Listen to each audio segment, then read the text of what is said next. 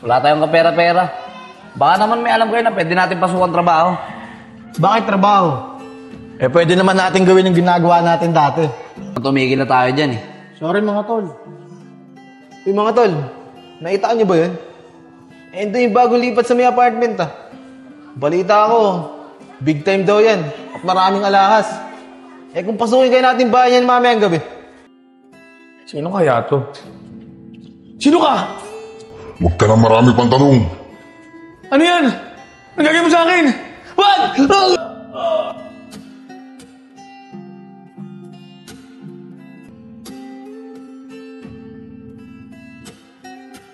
Mas bagay pala sa akin to eh. Kuya Enchong, pinatay. Vince, huwag ka maingay. Baka marinig na tayo. Tara na, umuwi na tayo.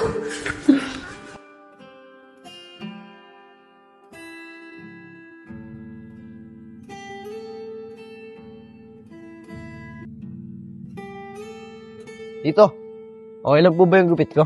Oo naman, okay lang. Ganda nga eh. Ikaw Enchong, ba't nga pala hindi ka pa nagpagupit? Susunod na lang po dito.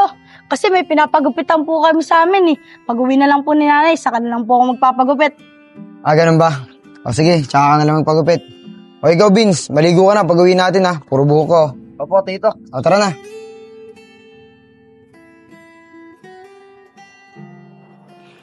Enchong, Vince, pumasok na kayo sa loob. Pupunta lang ako sa mga kaibigan ko. Sige po tito, ingat po kayo. O sige. Tara na, Vince.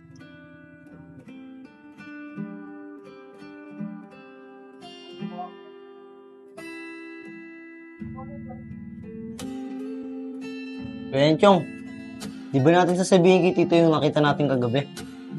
Huwag na, Vince. Baka madamay pa si tito, saka tayo eh. Mabuti pang manahimik na lang tayo. At isipin na lang natin na wala tayong nakita. Sige, Kuya Enchong. Ikaw bahala. O sige, Vince. Maligo ka na. Sige, Kuya Enchong.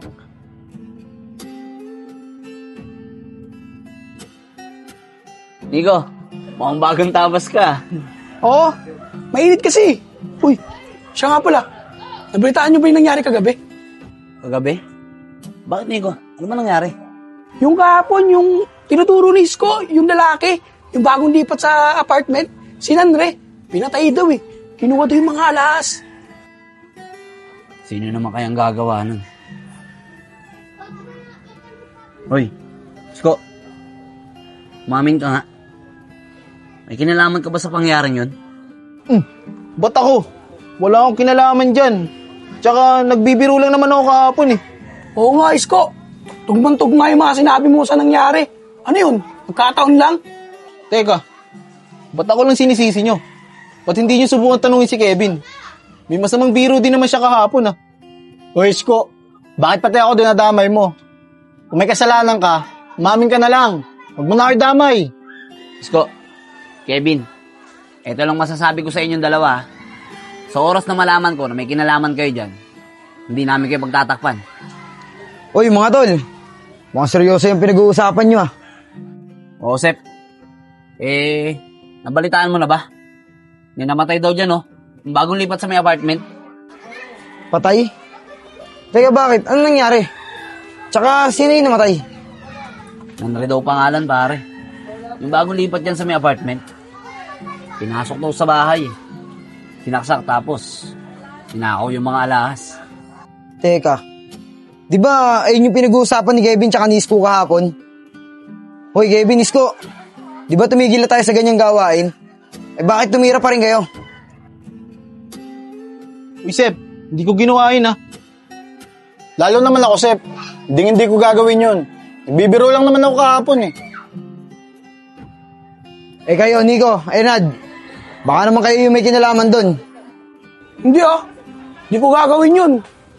Nagnanakaw ako. Pero hindi ako nananakit. Tsaka nagbago na tayo Sep, kilala mo ako. Hindi ako kikilos nang hindi ko kayo kasama. Sa isa pa, nagbago na tayo. Hindi na ako babalik sa ganun. Kung hindi tayo, sino kaya? Baka naman may ibang grupong gumagawa niyan dito sa lugar natin. Kaya mag-iingat din tayo. Tama ka dyan, Sep. Kaya dapat mga tol, magdoble ingat na rin tayo. Dahil baka sa susunod, Isa naman sa atin ang madali. Asan yung dalawang bata? Enchong, Beans! Enchong, Beans! Beans, Enchong! Uy, Kuya Enchong, andiyan na si Tito. Beans, Enchong! Tara na. Tara. Bakit po, Tito? Opo kayo dito dalawa sa tabi ko. Isasabihin ako sa inyo. Tito, ano po yung sasabihin nyo? Gusto ko lang sabihin sa inyo na mag-iingat kayo. At kapag wala ako, isasara nyo yung pinto. Dahil may nabalitaan ako sa mga kaibigan ko na may namatay daw pala dyan kagabi, nilooban ng bahay. Tito, nakita po namin kagabi yung... Uy! Opo, Tito. Mag-iingat po kami. Maraming salamat po sa paalala. Mabuti yan, mag-iingat kayo. Vince, ano ba yung sinasabi mong nakita nyo kagabi? Wala po, Tito. Nakita po namin yung court nyo kagabi. Ang ganda nga po ng court nyo dito eh. Ganun ba? Kala ko naman kung ano yung sasabihin mo. Maganda talaga yung court namin dito. Kaya minsan, sasama ako sa inyo para makapaglaro tayo. Pero ngayon, magpapahinga na muna ako. Tito, pwede po ba kami magpaalam? Lalabas lang po kami.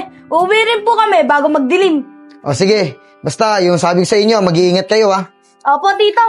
O sige na.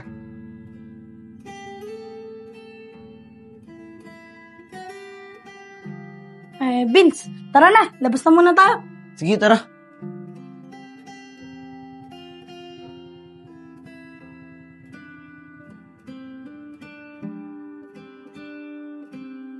Vince, nakita mo ba yung mukha ng pumatay kagabi? Hindi nga, Kuya Enchong eh. Pero yung kinuha niyang singsing, tanda ko yun. May cross sa gitna. Ay nga rin yung nakita ko eh. Tapos, di ko nakita yung mukha kasi merong harang eh. Kaya nga eh. Ako din, di ko nakita. Tara na. Ay, Vince, dyan lang tayo pumunta. Baka may galaan dito. Sige, Kuya Enchong, tara. Tara.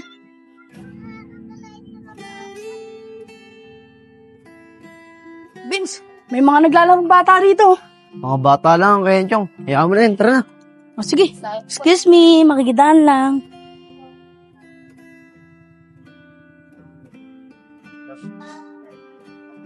Kuya Enchong, saan tayo? Dalawa daan, no?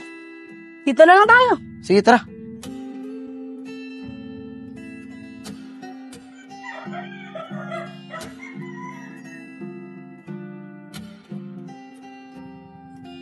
Kuya Enchong, tignan mo to.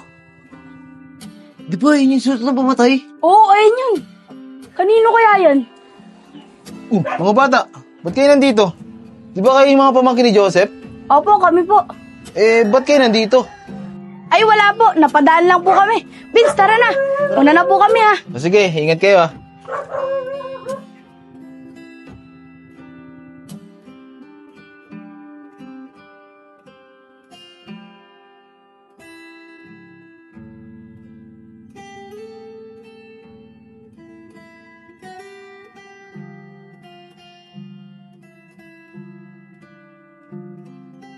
Vince, natatakot ako. Kaibigan pala ni Tito yung pumatay kagabi. Baka mamaya malaman niya na alam natin na siya yung pumatay. Yari tayo. Kaya nga, Kuya Enchong, natatakot din ako. Ano kaya kung sabihin na natin kay Tito? Vince, wag na. Natatakot ako. Manahimik na lang tayo. Tara na. Baka butin pa tayo ng dilim.